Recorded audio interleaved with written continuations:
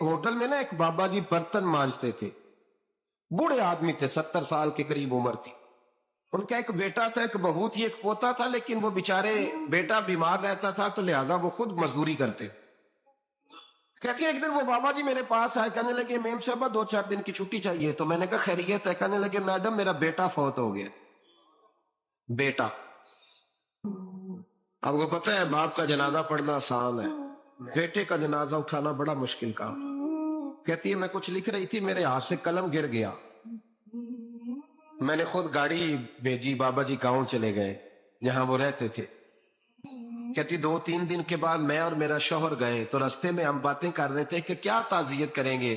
ایک کی بیٹا تھا، کوئی رشتہ دار بھی نہیں، تو اس کی تو کائنات اجڑ گئی، کن لفظوں سے اسے تعزیت کیا کہیں گے.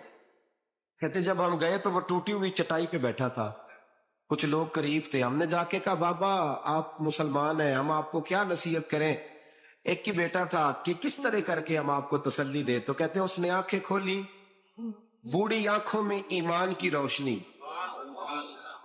کہنے لگا بی بی کیا تعزیت کی بات کرتی ہو، میں نے کوئی پیسے جمع کرا کے بیٹا لیا تھا، خدا نے فضل سے دیا تھا، عدل سے لے گیا ہے، میں اپنے رب کے فیصلے میں بڑا راضی ہوں. اللہ اکبر.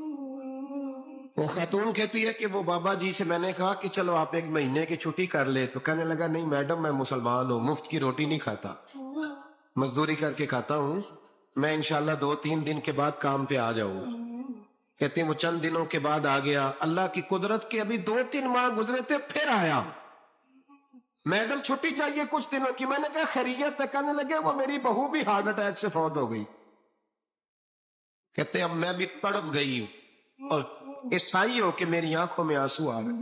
میں نے کہا گھر کا دروازہ بند ہو گیا، اب یہ بیچارہ کیا کرے گا. وہ اپنے شوہر کے غم میں ہارٹ اٹیک سے فوت ہو گئی.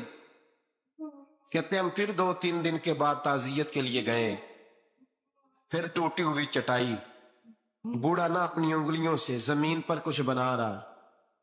کہتے قریب گئی اور میں نے جا کے کہا بابا اب تو تسلی آپ نے خود ہی کرنی ہے، جو نظام تھا وہ تو ہو گیا. تو کہتے ہیں پھر اس نے آنکھیں کھولی، آسمان کی طرف دیکھا تو کہنے لگا بیٹی کوئی پریشانی نہیں، میرا بیٹا بغیر شادی کے بھی تو فوت ہو ہی سکتا تھا، بس میرے مالک نے جب چاہا جیسے چاہ ہوا. میں انشاءاللہ 2-4 دن کے بعد کام پہ آؤں گا. یہ میرا 3-4-5 سال کا پوتا ہے، ابھی اسکول داخل ہوا ہے، میں ساتھ لے آؤں گا، وہاں میرے ساتھ اوپر کوارٹر میں جہاں میں رہتا ہوں یہ بھی رہے گا.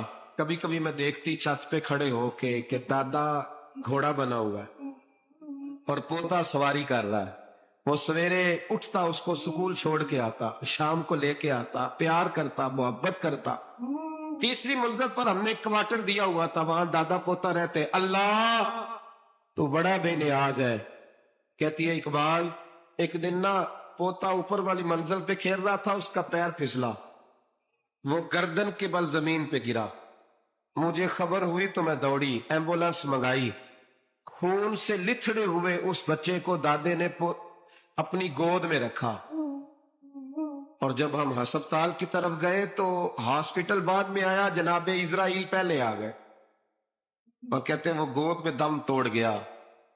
پھر دادے نے اسے اپنے ہاتھوں سے غسل دیا، پھر اس نے اپنے بوڑھے ہاتھوں سے قبر کھودی اور پھر مٹی ڈال کے کہنے لگا انا للہ و انا الیہ راجعون. جے سونا ہی میرے دکھ وچ راضی، جے سونا ہی میرے دکھ وچ راضی. پھر سکھ نو چلے تھا.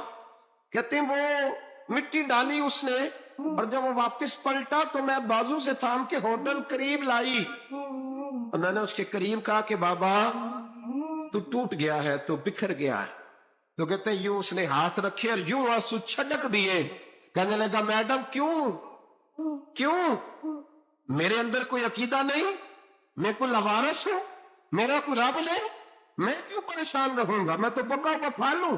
تھوڑے دن گزرے کہ قبر میں جاؤں گا اور جب جنت میں جاؤں گا تو اللہ میری بیٹے سے بھی ملاقات کرائے گا، میرے پوتے سے بھی ملاقات کرائے گا، میرا رب ساری ملاقاتیں کرا دے گا. میں اپنے اللہ کی رضا پہ بڑا راضی ہوں. وہ خاتون کہتی ہے میرا اور میرے شوہر کا کلیجہ پھٹنے لگا.